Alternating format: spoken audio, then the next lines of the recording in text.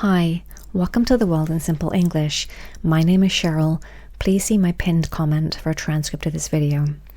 Fish and chips have been a popular British dish for over a century. This delicious meal combines fried fish in batter with potato chips. Potato chips are a bit like French fries. But do you know the history of this traditional British meal? Let's go back in time and find out how it all started. We can't be sure who opened the first fish and chip shop, or chippy, in Britain, but many of these shops were opened in the 1860s. The tradition of eating fried fish in batter was probably introduced to Britain by Jewish immigrants centuries earlier. The genius of the fish and chip shop was to combine this fried fish with potato chips. This winning combination became very popular, especially among the British working class. It was a tasty, filling and cheap meal. During World War II, many foods were rationed in Britain. However, fish and chips were not rationed because this meal was so important to British people. So what is so special about British fish and chips? Let's start with the fish.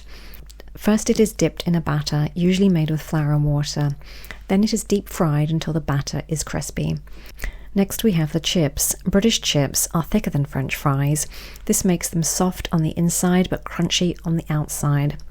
When you buy fish and chips to take away, it is common to have them with salt and vinegar, although there are other ways to serve them. You can eat fish and chips in a restaurant, but for many British people, fish and chips are best when they are eaten by the seaside. Fish and chips are more than just a meal, they have become part of British identity. In fact, fish and chips topped a recent YouGov poll of the most popular British dishes. So, if you're visiting Britain, why not try some authentic fish and chips for a taste of British history and culture?